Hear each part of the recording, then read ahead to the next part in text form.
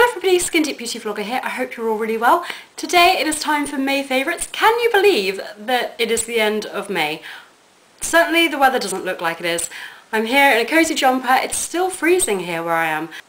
I don't have too many favourites to share with you this month. I'm always honest in my favourites, so sometimes there's going to be more than others. I'm still loving products from my recent favourites video, which are things like my Milani Luminoso blusher. I cannot get enough of that at the moment. Weirdly, I'm not wearing it today. This is a little sneak preview of an upcoming tutorial. So don't forget to subscribe, and there will be a tutorial for this sort of soft smoky eye, natural, work appropriate look. I'm not too sure what it's going to be called just yet, but that's coming soon. In the meantime, I'm going to get on with May favourites. If, however, you find this all a little bit too positive, then be sure to check out my previous video, which was disappointing and overhyped products. Always good to hear the bad as well as the good, I feel.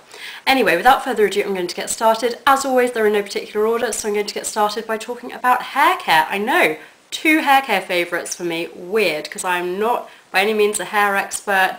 I don't have the best hair on YouTube by any stretch, but I'm getting into trying a few different products. And I've been loving the Alterna Kendi Dry Oil Micromist, Ultimate Frizz Control, which is great for me because I do have frizz-prone hair. I like this because it's a very fine mist. I spray it on after I've blow-dried my hair. It smells wonderful. It's nice high-end salon-like scent. It doesn't weigh down my hair or leave it looking greasy. However, it just leaves it nice and shiny and takes down any frizz that there might be. Really, really enjoying this. It's not a product that I hear too much about, but it is beautiful. It's from their Bamboo Smooth range, and it definitely does live up to that name. And although it's in an aerosol, I feel like a little goes a long way, so it's a pricier range, but I think that, you know, it's worth the money. Really, really enjoying this. Next up, a very hyped up product, and I was kind of dubious. I thought, am I going to like this? Am I going to hate it? It's the Macadamia Deep Repair Mask. This is lovely. I must get a review of this up on my blog sometime soon. I like to use this on a Sunday night. What I'll do is I will use my Kleinol clarifying shampoo, and then I will put the moisture back into my hair using some sort of hair mask, but the one that I've been reaching for pretty much all year actually so far is this one. A lot of people feature it in the tub, but I went for the tube, one because it's smaller and I wasn't sure if I'd like it, but also because I prefer tube dispensers. I find them less messy and more hygienic as well. This is just 100 ml, but a little goes a long way.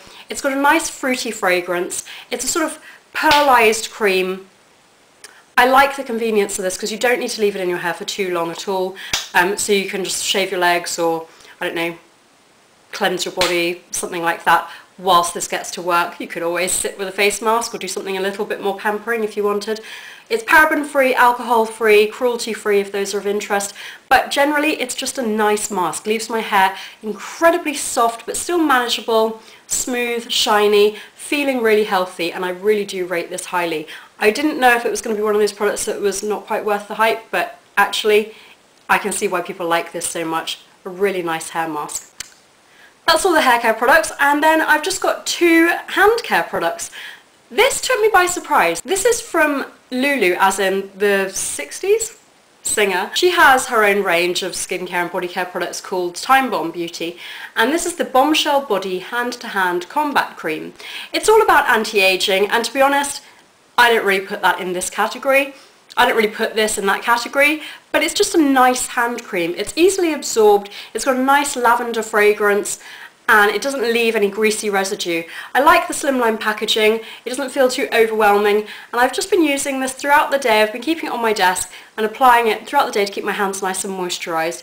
I really like it. I've put a full review on my blog, which is probably a little bit more articulate, but it was just, I wanted to include this in my favourites because I have really been enjoying it and reaching for it a lot, but also just because it was one of those products that I was kind of dismissive of, and I thought, well, I'll give it a go.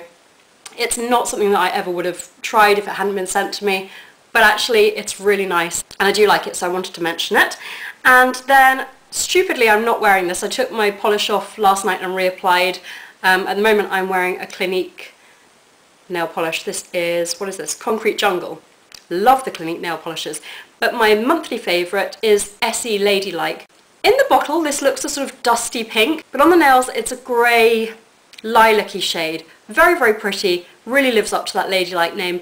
Essie make my favourite nail polishes anyway, so I wanted to feature this. Not one that I hear huge amounts about, so another reason why I wanted to mention that it's definitely worth checking out. It's just a nice, elegant, wearable shade that I think is kind of a must-have within your collection. It's work appropriate, but also it's cool enough that you could wear it on a night out every day. It's just one of those shades that's going to make your nails look well groomed, really, really nice. Love Essie polishes anyway. Let me know if you'd like me to do an Essie nail polish collection video. I've been thinking that that's the sort of thing that I would like to do. I'm just not sure how I would film it. You know, I can't really do swatches of every single polish I own, so I don't really know how I would film that to keep it interesting. If you've got any ideas, let me know in the comments below. Anyway, those are my favourites. Not too many at all this month, but I hope that you enjoyed this nonetheless. Do subscribe if you haven't already, and give this a thumbs up. Don't forget to comment with what you've been loving recently, and if you've got any video requests as well. Anyway, I hope that you enjoyed this, and I will see you all soon. Enjoy the rest of your day. Thank you so much for watching. Bye!